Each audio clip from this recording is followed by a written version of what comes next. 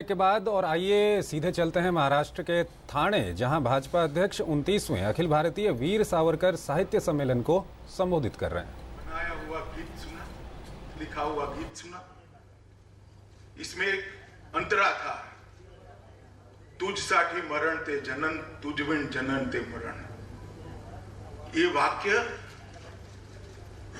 किसी उत्कृष्ट राष्ट्रभक्त के अलावे किसी की सोच में आ ही नहीं सकता।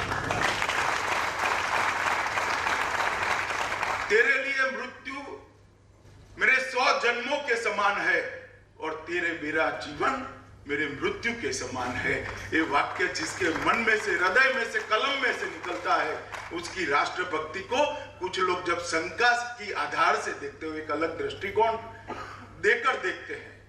कांग्रेस के मित्रों को मैं यहां कोई राजनीति करने नहीं आया मित्रों,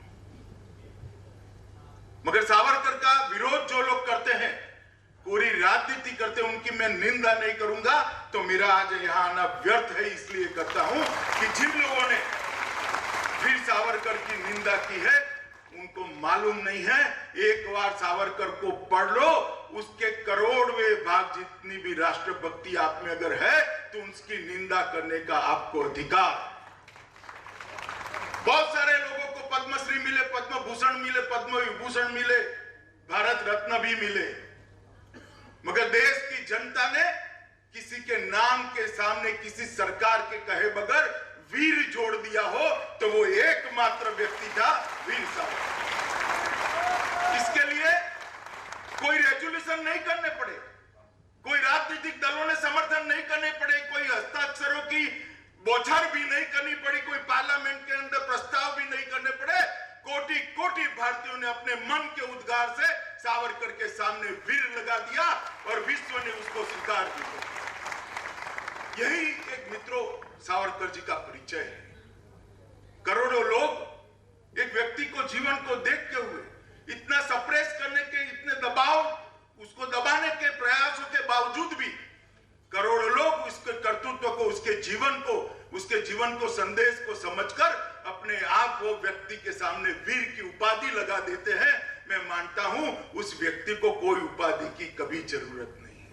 मित्रों, सावरकर जी ने बहुत जीवन में बड़े बड़े काम किए, इसकी प्रसिद्धि जितनी होनी चाहिए उतनी नहीं होगी। सावरकर जी बैरिस्टर थे, मगर बैरिस्टर के नाते जीवन में कभी वो वकालत नहीं कर पाए, क्योंकि उनको बैरिस्टर की डिग्री ही नहीं मिली।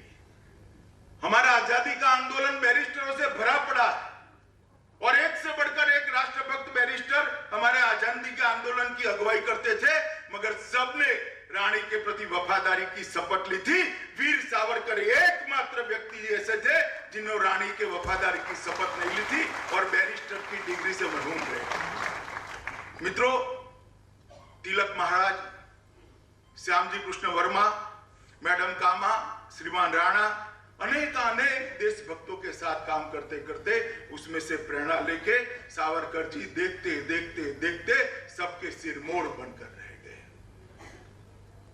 आज विश्व के क्रांति के इतिहास में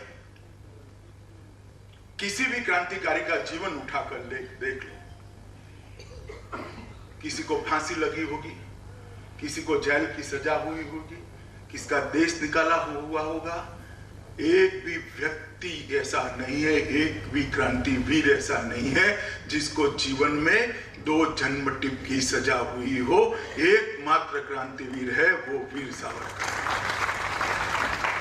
अभी कुछ समय पहले अंडमान निकोबार जेल में जहां सावरकर जी को रखा गया था, अनेक यातनाओं से पीड़ा दी गई थी उनका मनोबल तोड़ने के लिए। वहां पर एक सावरकर ज्योति जब भारतीय जनता पार्टी की सरकार थी तब बनाई गई थी और यूपीए का शासन आया, कांग्रेस का शासन आया, सावरकर ज्योति को वहां से नष्ट कर दिया गया। मगर चिंता मत करिए, फिर से भारतीय जनता पार्टी की सरकार आई है और मैं जाकर सावरकर ज्योति को पुनर्जीवित कर आया। आज अंडमान निकोबार की वो जेल के अंदर सावरकर ज्योति उतनी ही दीप्यमान होकर देश के करोड़ों नागरिकों को देशभक्ति की प्रेरणा दे रही है। मैं उस वक्त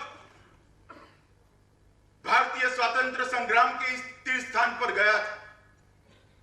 अंडमान निकोबार की वो जेल, काला पानी की कोठड़ियां अंग्रेजों के लिए तो जेल हो सकती है, हिंदुस्तान के देशभक्तों के लिए ये प्रयागराज इलाहाबाद से भी बड़ा तीर्थ स्थान। मैं वहां गया था और सावरकर जी को जिस कोठड़ी में रखा था वहां पर भी जाने का सौभाग्य मुझे मिला था। उसके ठीक सामने 7 फुट बाय 4.5 फुट की कोठड़ी के ठीक सामने हर रोज एवरेज 3 लोगों को फांसी दी जाती थी। और सावरकर जी को वो जगह पे इसलिए रखा गया था कि फांसी देने के पहले कैदी का जो आक्रांत होता था, रुदन होता था, निश्वास होते थे, वो देखकर सावरकर जी का मनोबल तोड़ दिया जाए, मगर सावरकर जी का मनोबल अंग्रेज उसके बाद में भी नहीं तोड़ पाए। तो बीजेपी अध्यक्ष अमित शाह को आप सुन रहे थे, वो ठाणे में वीर सावरकर साहित्य सम्मेलन को संबोधित कर रहे थे।